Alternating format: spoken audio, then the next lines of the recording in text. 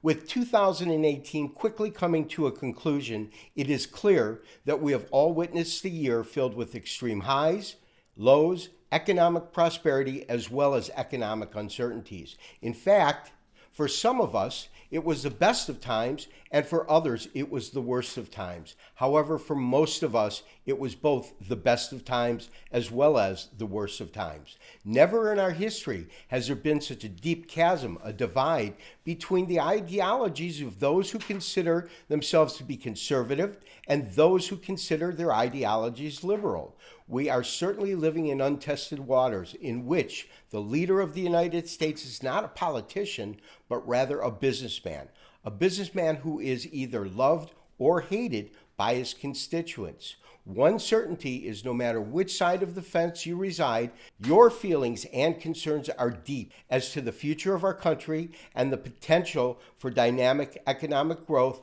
or dynamic social disruption. This forecast will look at the short-term as well as the long-term time frame. Our short-term forecast will cover predictions for the first half of 2019, where our long-term time frame will look to cover a much greater length because we believe that a major super cycle began in 2001 and its conclusion could take another 3 or 4 years. In terms of our short-term forecast, we are going to be looking at what gold is going to do for the first half of 2019. Now, there are 3 primary things that we need to focus upon because each of these issues could have a profound impact for gold. First is the current partial government shutdown.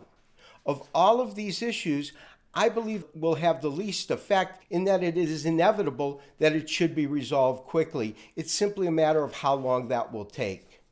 Secondly, the current administration has seen the Mueller investigation look deeper and deeper into many aspects of possible Russian collusion and the Trump organization itself.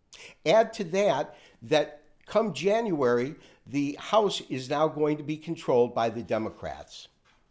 Third is the current trade war between the United States and Russia, and that's going to have a profound influence on the US dollar. And we know that for the majority of this year, it was dollar strength or weakness that really determined where gold was going. Now, all of these 3 factors could be extremely bullish influences on gold for the remainder of next year. However, during 2018, dollar strength was the maximum contributor. In terms of our long-term forecast, I don't believe it's going to be so much dollar strength, but we really need to look at the big picture and utilize a much greater data set because traders, the big picture right now and the big cycle that we're in is one that has been around since 2001 and could take us into 2024. Traders, as it currently stands, it does appear that there's almost a certainty that gold pricing will close below its opening price on January 2nd, 2018. When we look at this daily candlestick chart, we can see the open tick in terms of the first trading day of the year coming in at about 1320. Now that occurred after the market had been in a defined uptrend and it actually broke through that price point, trading to a series of highs at approximately 1350 to 1369. In fact, it was roughly mid-April when we hit the high of the year, which came in at 1369.40. As the market moved for the first quarter of the year, pricing for the most part was above the moving averages, and specifically the 200-day moving average. It maintained a price point above that up until about the first week of May. And that took us into a severe and deep decline. That decline lasted throughout August when we hit the low of the year at 1167. The market recovered in stages, first having resistance at $1,218 per ounce, breaking above that kind of in a stair-step manner, then forming a base in this area.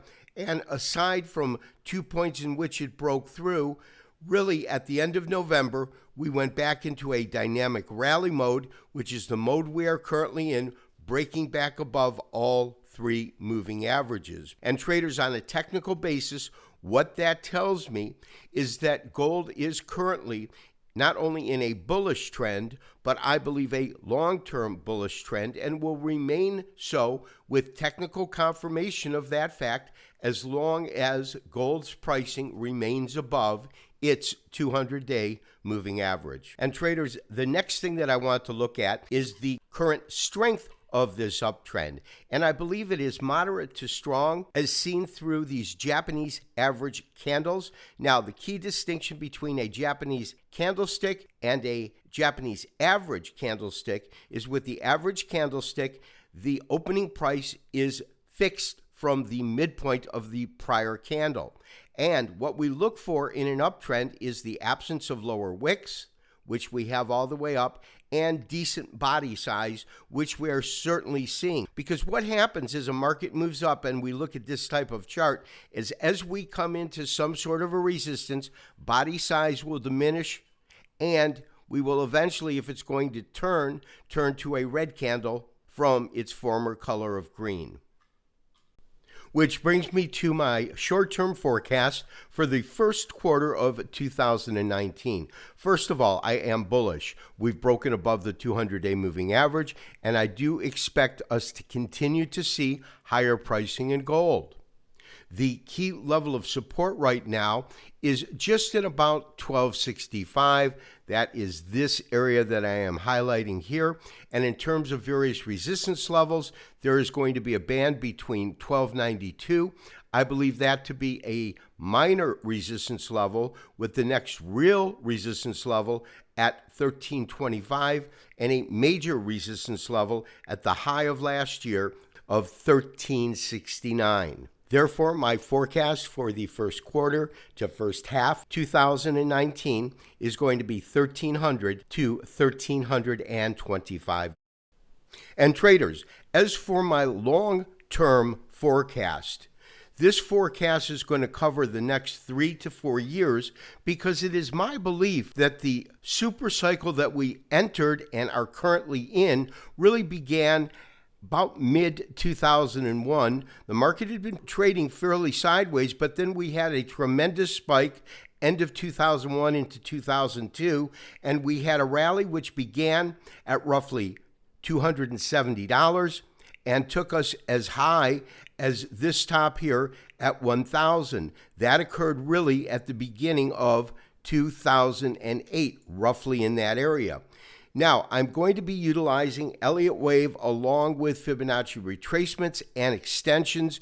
In this particular chart, we're going to predominantly focus on the extensions, because my belief is that in terms of an Elliot wave count, this rally here was wave number 1. Our retracement from 1,000 down to 700, that was wave number 2. And then we entered a third wave, the longest of all of these waves, which took us to the all-time record high in gold above 1,900. Now, here's what's interesting. As you can see, I've got a series of lines in blue and a series of lines in red. They are both Fibonacci extensions, and they are both Fibonacci extensions from the rally that began mid-2001 to the conclusion of that rally in 2008.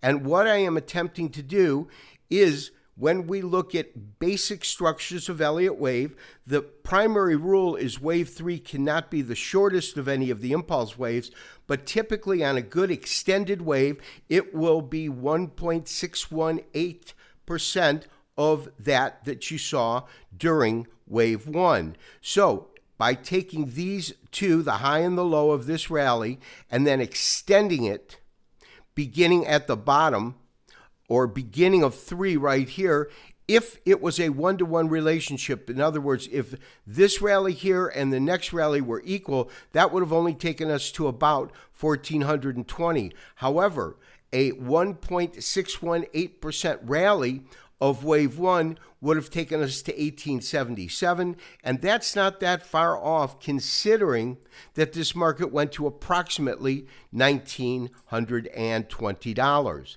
Now, from there, we did have a defined and severe and protracted correction, moving pricing from about 1,900 down to these lows at 1,052.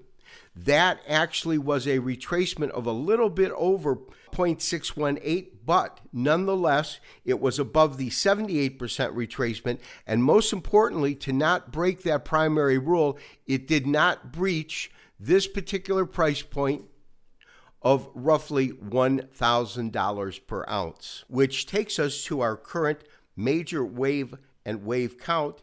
And I believe that we are currently in a fifth up wave, which began at the end of 2015, beginning of 2016, and that is the wave that we are currently in.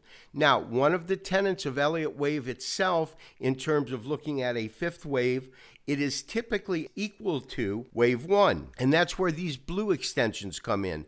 They're from the same point. They are simply measuring the length and the amount of movement in gold from 2002 to 2008, and then we are putting our starting point at this low of 1052.